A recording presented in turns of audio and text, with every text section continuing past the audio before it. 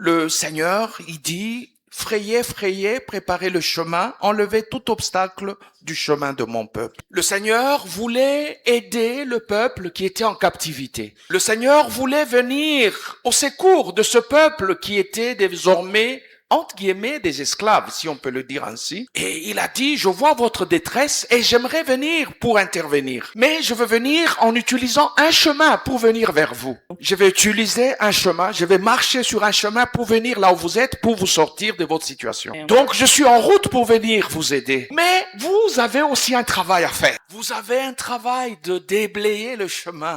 Vous avez le travail d'enlever les obstacles. Là, c'est votre travail. Moi, je fais ma part, je viens vers vous. Mais pour que cela se réalise, vous avez aussi un travail de frayer le chemin et d'enlever les obstacles. Alors, en ce moment-là, nous pouvons maintenant nous rencontrer et je peux vous venir en aide. Mais il vous appartient aussi à vous de faire quelque chose. Et qu'est-ce que vous devez faire? Il faudrait frayer le chemin. Il faudrait enlever les pierres. Alors, là, le Seigneur peut aussi intervenir. Quelles sont les pierres qu'il faut enlever de manière naturelle?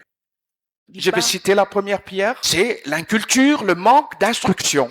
Alors, si on n'est pas instruite, ça devient difficile que Dieu nous aide. Il y en a qui vont dire, ah, makambwaba français, bele wananga na linga kangote. Alors, d'accord, mais c'est une pierre qui reste sur ton chemin et n'attend pas que Dieu vienne t'aider. Notre appel à la jeunesse féminine, nous vous supplions, étudiez, apprenez un métier, devenez utile à la société. On va pas dire juste, oh, nous sommes des femmes et pitié de nous, donnez-nous le travail. Mais qu'est-ce que tu connais? Qu'est-ce que tu as appris? Étudions, instruisons-nous. Autrement, c'est une pierre et le Seigneur ne viendra pas enlever cette pierre. C'est à toi, c'est à nous d'enlever cette pierre. Deuxième pierre.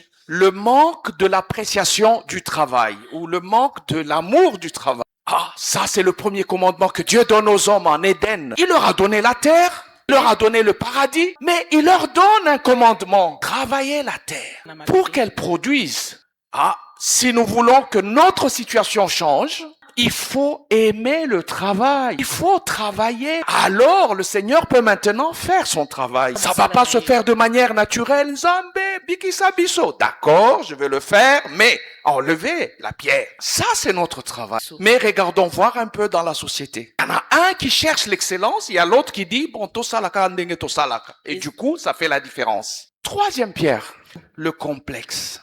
Et le manque de contentement. Donc, on n'est jamais content de ce qu'on est. Nous voulons être comme tel. Et nous ne nous contentons pas de ce que Dieu nous donne. Nous voulons avoir ce que les autres ont. Et ça, c'est une grande pierre. Il faut être d'abord heureuse de ce qu'on est. Et il faut être content de ce que Dieu nous donne. Mais si nous vivons dans le complexe, nous sommes prêts à tous les sacrifices pour que nous soyons semblables à X, Y, Z. Alors, tout le temps, on est sur Facebook. Ah, qu'est-ce qu'on dit de moi? 1500 selfies. Ah, il faut qu'ils voient que moi aussi, je sais m'habiller. Moi, j'ai un téléphone iPhone. Alors, du coup, nous vivons pour les autres. Et nous pensons que notre valeur est définie par les autres. Et ça, c'est un obstacle. Quatrième obstacle, la légèreté. Ah, parce que tu dois trouver justement ce téléphone-là. Parce que tu dois paraître devant les hommes. Parce que toi, tu dois être comme tout le monde. On mène une vie de légèreté. Comment Dieu va vous assister? Vous êtes dans la légèreté. Ah, du coup, on tombe dans ce que nous appelons ici à Kin Sopeka. Sombelanga, Sanga, Kabelanga.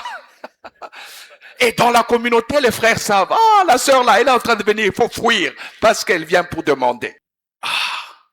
Et ceux qui veulent abuser, ils en profitent parce que tu es tellement légère. Ah, du coup, ah, mais Dieu, aide-nous. Enlève cette pierre. Quand tu es dans la légèreté, tout le monde peut te toucher, tout le monde peut jouer avec toi. Mais Dieu va venir faire quoi? Enlève la pierre. Mes bien-aimés, chères sœurs, ça c'est quand j'ai pris l'angle naturel. Dieu veut nous aider, mais nous avons notre travail, déblayer le chemin et enlever les pierres. Mais Dieu, il veut plus que ça.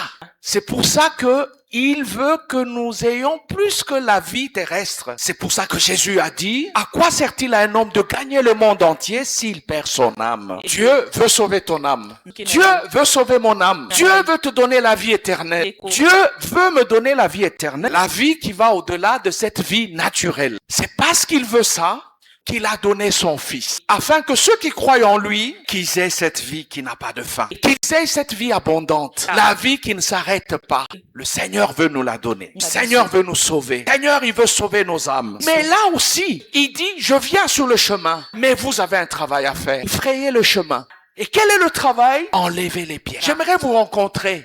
Je veux venir vers vous pour vous délivrer. Je suis déjà en route pour vous sauver. Mais vous avez un travail. Frayez le chemin, enlevez les obstacles, enlevez les pierres, afin que je vienne vers vous.